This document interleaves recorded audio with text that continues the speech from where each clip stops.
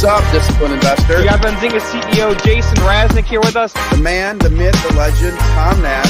Peter Schiff on the Power Hour with us live today. Interesting, different, unique, innovative companies. Mia, you are live with us on the Power Hour. What's up? Thank you so much for inviting me on. Jessica Billingsley, that is the CEO of Akerna, the best trade idea resource out there. What is up, Zinger Nation? Happy Friday. We've made it to the end of another trading week. We have a packed show today, as always. Joining us right at the beginning is going to be Ben from StoryTrading. He's been on the show a few times. Some of you may remember he pitched us AEHR a few weeks ago. The stock has been up about 20% since he pitched it, so great pick from Ben.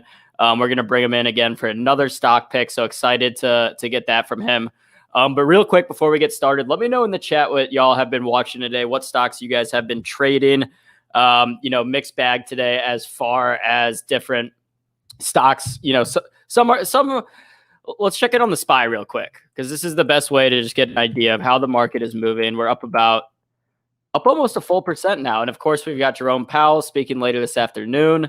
So a lot of people are interested in to see how the Fed is going to, if they're going to continue to talk about tapering or if they're going to try to ease those fears of tapering the rates. But without further ado, once I get the universal sign from Ben that he's ready, maybe a little thumbs up, we're going to go ahead and bring Ben on. We're going to get his new stock pick. It's a surprise. I don't even know it. So I'm excited to hear from Ben what it is, and I'll definitely be adding this to my watch list after, again, he pitched AEHR and then SMSI.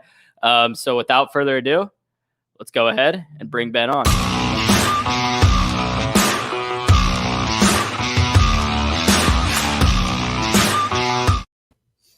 What's up, producer AB? Ben, how we doing today? Happy Friday. Happy Friday to you. A lot of action this week, a lot going on. I do have that new stock we teased was the digital health stock, but first we got an update on AIR. And we also have an update on VTSI. I did present that a little bit a couple of weeks ago. I don't know if you remember. I think it was on August 18th. Presented Virtua Systems, VTSI. So I have two important updates. We'll go through it real quick, and then we will get to the new pick. All right, let's do it. Let's start with the update on AHR. Up almost 5.5% today. So another good day for AHR. We can see this. These are daily candles. So just a lot of green candles in a row for AIR. A lot going on. First, our disclaimer, we're not a storage investment advisor, and investing in securities involves significant risk of loss. You can head over our website to sign up for the app. So another update. There's been a lot going on this week. First, on Tuesday, I was on the show then. They had a $3 million EV order, but the news kept flowing. The next day, on Wednesday, something that has not gotten a lot of attention, but is extremely important. Their customer, On Semi, that produces the semiconductors, they bought GT Advanced System, GTAT. Some of you may know them from before, like a decade ago, when they did stuff with Apple on Sapphire. But anyway, they got into silicon carbide production, and On Semi bought this company for $415 million. And silicon carbide, those are the chips that AIR is providing the test systems for. So this deal is significant, not only for momentum of orders that are going to keep coming for silicon carbide, but also in terms of the valuation of the company. $415 million.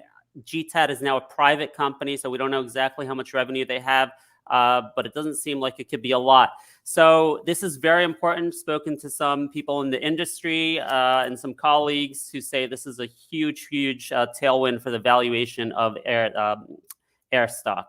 So that was on Wednesday, and it kept on flowing. The next day, Craig Hallam upgraded AIR. I don't know if you all saw this. There must have been a Benzinga alert on it. Went up from price target of $5 to $12. I underlined the important parts here. AIR Test has a substantial revenue growth opportunity in front of the company, driven by the expansion of electric vehicles and the silicon carbide used in them. They already have that lead silicon carbide manufacturer, which is On Semi, and they are in talks with another leading manufacturer and believe they're in conversations with all of the silicon carbide manufacturers. So I just have to say, when I was on the show the first time, I said this could be a $50 to $100 stock in 2 to 3 years. I still believe that. And this news flow is paving the path for that 50 to 200 in 2 to 3 years if they are not bought out first. Yeah, I mean, definitely interesting stock here. We've been watching it. I'm not personally in this yet, but Ben, it's on my watch list. All right, great. Still my largest position. I'm real excited about it. So, Virtua VTSI, a quick update. If you guys remember, it was a police and military training stock. This was the chart we presented, the story behind the trade. A couple things I wanted to point out. We talked about that they were bidding for a 24.5 million Department of Defense contract. And then we talked about another military contract beyond that regarding, we think about recoil kits. So, and then there was earnings. So what happened?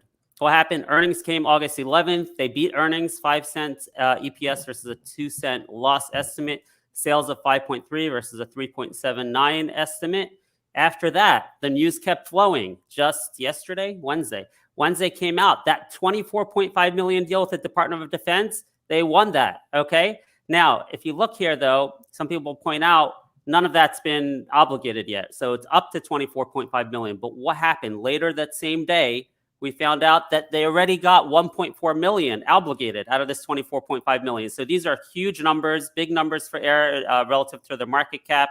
And then the next day they tweeted about recoil kits with a little video. And this is important. They highlighted service members can use these. So we had the CEO of Virtua on StoryTrading last week. We just released that video to YouTube today, and he talked a little bit about these recoil kits. So 2 big nuggets in a row. I think is going to be very bullish for this stock. So those are my updates. And when you're ready, I can go into the new stock. Oh, I'm ready, Ben. I've been waiting. All right, great. So we talked about a digital health pick. This pick I've been in since $7. It peaked at 32, and now it's $12.50. I'm not going to reveal their name right now because I don't want people jumping and buying it right away. I want them to hear about the story first. Don't want people to get hurt, right? You shouldn't just jump and buy. Hear the story, and then so I'll give you all the facts, and then you can decide. So this has been a high conviction pick for me.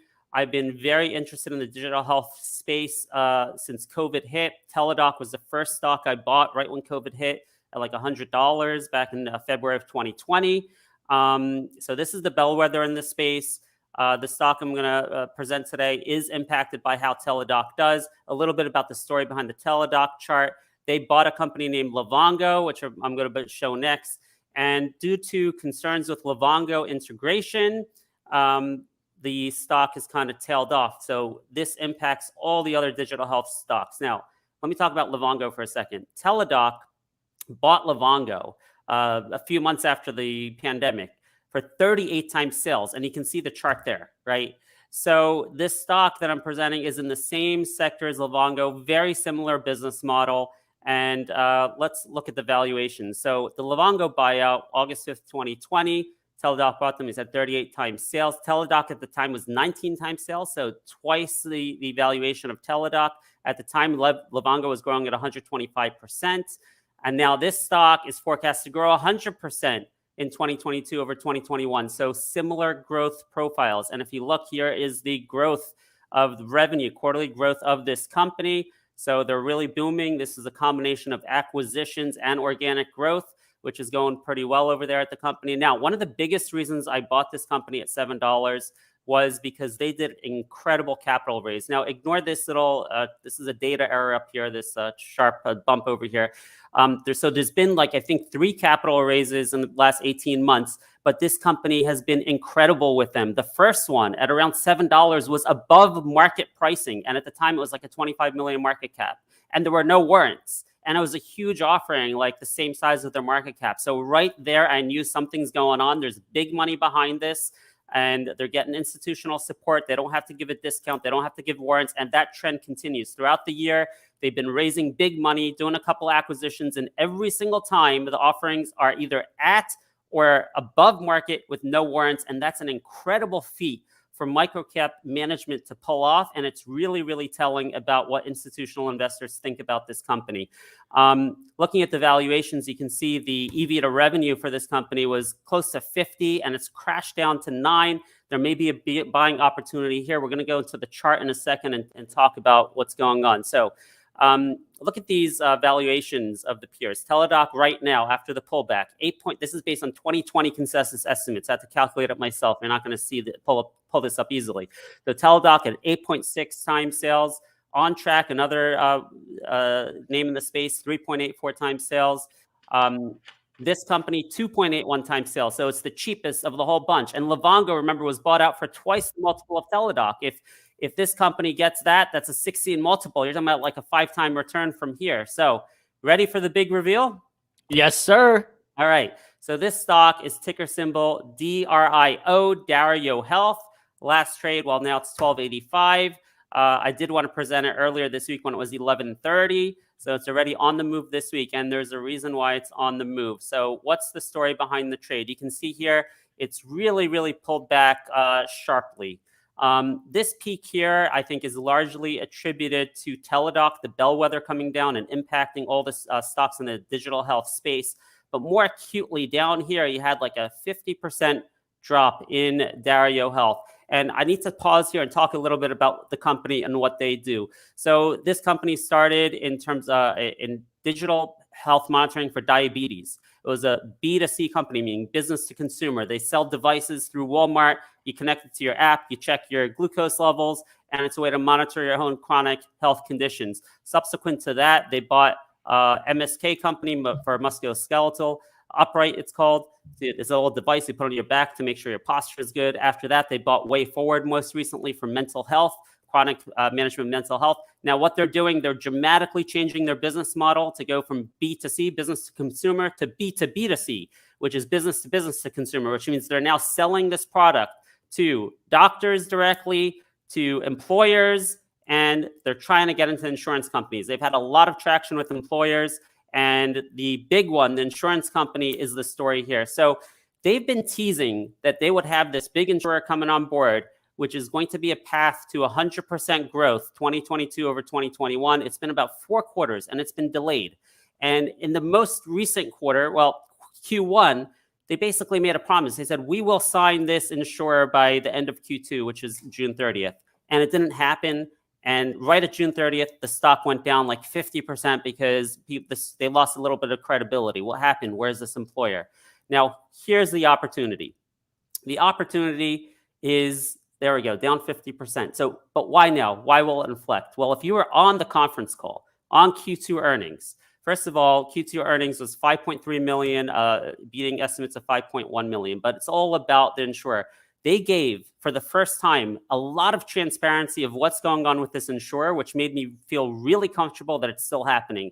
Take note of the underlined passages here. We acknowledge this deal is taking longer than planned. The terms of the deal are agreed to. We did have some unforeseen logistical delays unrelated to any deal points, but we believe the signing is now imminent. Customer has stated that they desire to launch this year. Keep going over here. The health plan implemented a new IT policy. This is great transparency, which gives a lot of confidence.